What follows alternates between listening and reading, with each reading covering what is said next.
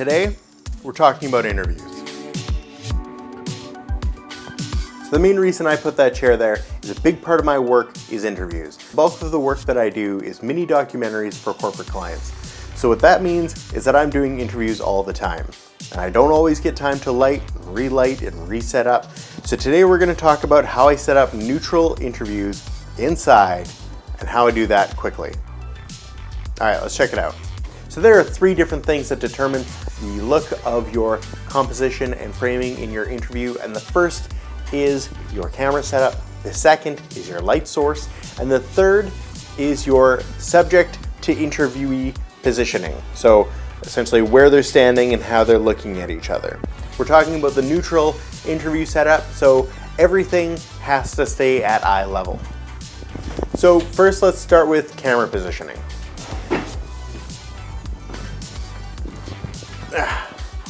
Here we go, here we go, here we go. All right, so camera positioning. I like to have my camera set up at eye level, and a big reason for that is it gives a neutral sense of what your subject is talking about. Having the camera look down at me like this already implies something. It gives the impression that maybe I'm subordinate, maybe I'm weaker, maybe I'm less than, or maybe I'm looking up to a better day. Who knows? The point is, it's not a neutral position to go from. The same would be said if I did this. So this is the opposite setup, is me looking down at camera. And this has an imposing feeling, makes me look bigger than I am, makes me look grander. Maybe I'm still looking up and whatever. Point is, again, it's not neutral, so we gotta move on. So having your camera at eye level leaves your audience with a very neutral perspective for the subject. You do not want to be imposing ideas on your subject. You don't want your audience to have preconceived notions of who the subject is when you're filming them. Now there's lots of documentary setups where that makes total sense. You're trying to impose another idea to tell a different part of the story. So the key to neutral documentary style setups is neutral eyeline, which brings us to our next piece, which is subject to interviewer relationship, which does the same thing but on a different level. So we have the camera at eye level, but if our subject is looking up or down to our interviewer, that will change the eyeline. So all of a sudden we go from a neutral level to say someone who's looking up at someone, which gives that same subjugated, subordinate look, right? To have someone looking up at who they're talking to. And the same goes for when they're looking down at someone. It makes the audience feel like the subject is either looking up to them or looking down on them. And again, it does that thing where it implants subconscious ideas about the subject and their relationship to the viewer. And so we want to eliminate those things as much as possible when we're keeping things in a neutral positioning. And so the next thing that influences the way your audience sees your subject is how you light it. And this is where things kind of get tricky because there's a lot of different ways that you can light your subject. And if we're talking about lighting fast, that's where you have a lot of options, but then you also have a lot of hurdles. So let's talk about lighting. So first of all, the thing that I like to think about is how the light is hitting my subject. I always like to have the light kind of straight on to their face, but keeping the dark side to camera. And what that does is it gives shape to your subject, makes them look nice, makes them look good and presentable, but doesn't really say much about your subject to the audience other than they're just a regular person. If you did things where you're lighting from underneath or you're only lighting the back of their head and keeping them in darkness, those things all say things about your subject, and those are the things that you kind of want to eliminate as much as possible. So let's talk about lighting setups and how I keep my light setup consistent and how I can juggle it fast. So first of all, one of the things here that I've been using so far in this shoot is just this big window, right? Got this giant window. It's a big source of light, and noise from all those cars.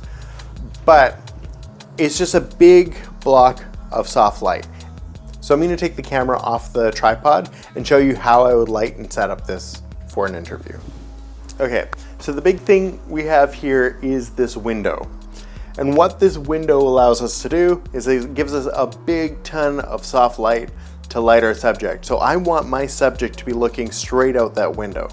And if I want them to be looking at an angle, I want my tripod or my camera here set up in a way where it's not looking straight at them, but it's looking at them off to the side. And what I like to do is I like to get in between my light source and my tripod or my camera. And then that way my subject will be looking into the light.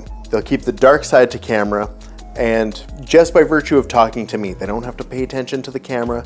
They don't have to worry about the light. It's not directly in their eyes, but it's just a little bit off of them, right? So I would set that up that way for one interview setup. And then I would just, if I was having to do two in the same place, I would just come over here, turn the camera, so the camera's looking this way. And then I'm talking to my subject here, right? So I'll be looking at my subject this way, and I'll show you what they would look like. So this is what I would look like. I would be subject, that's me this time, is talking to interviewer, and the light is coming in from kind of this way. It's washing over me, keeping dark side to camera. And that's the simple way of doing it with just a window. I highly recommend looking for windows when you can, having your subject close to them. Keep the background as far away. Try and avoid closets full of jackets. Not ideal unless you're talking about jacket people. I don't know. And then the other side of that, switched around, is just this, right? See, there's my framing. I'm looking off this way, talking to the person. Lights washing over me, dark side to camera. And that's how I keep my lighting set up without lights. So let's get some lights going and let's have a look at what this looks like when you actually have to juggle lights around to make that work.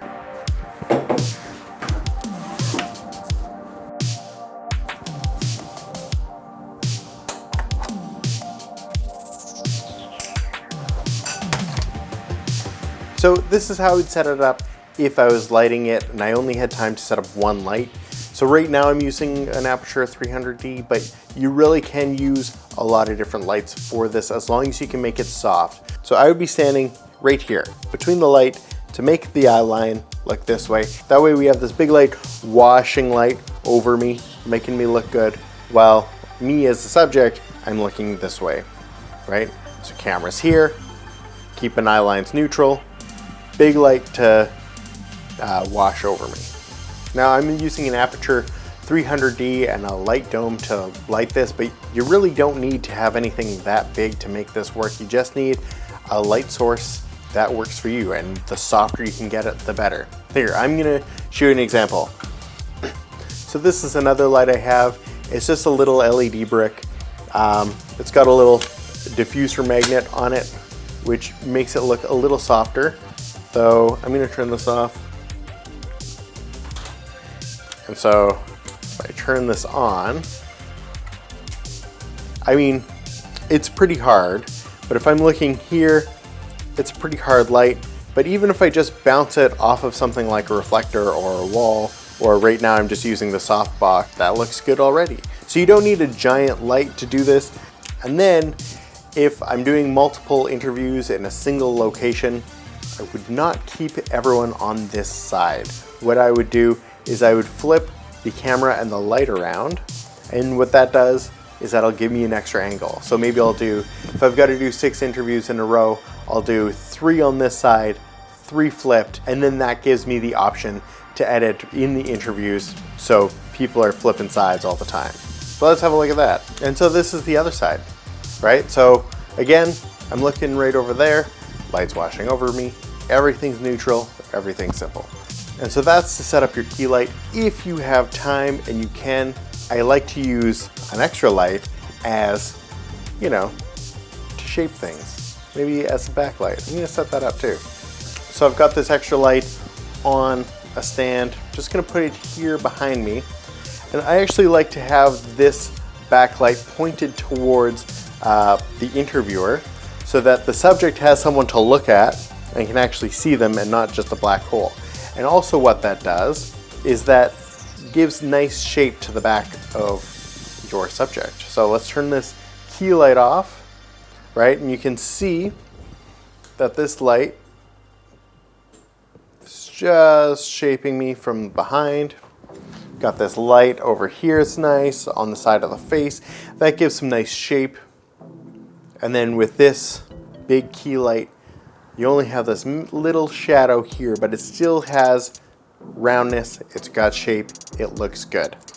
Okay, one last tip that I actually forgot, and I think just because I took it for granted, is rule of thirds. Always remember your rule of thirds. Your interview subjects should be lined up on the rule of thirds, right? So if they're looking this way, they should be on this rear one. I like to have the eye at the intersection of your vertical and your horizontal on the rule of thirds. Same for over here. And so that's how you set it up to keep it neutral, make it look good. So let's quickly just recap everything we talked about. So you want to keep your camera at eye level. You want to have your interviewer and your subject at eye level. I like to keep my eye at the lens height of my camera to keep it consistent. And that's just a good way to make sure that my subject is always looking at the right place. And then next, you want to be mindful of your lighting. You want your key light on the other side of your interviewer. That way you're keeping dark side to camera, which gives shape to your subject and has a really neutral look to it. And bonus tip, if you have extra time, use a backlight. It'll help keep everything shaped. I mean, if you have more time than that, you can actually light your background better. I like to flag it off and relight it differently. But I'm not gonna bother with that today because we're talking about quick tips. So if this video has been helpful, give it a thumbs up. Like, actually hit the like button. Don't just give a thumbs up to the screen. I mean, do what you want. If you have any other tips, anything I forgot, anything that you like to do to keep your interview setups interesting and fast, leave them down in the comments. And if you want to see more things like this, hit the subscribe button and follow along on the journey. Come, join along. Anyways, I'll see you in the next one.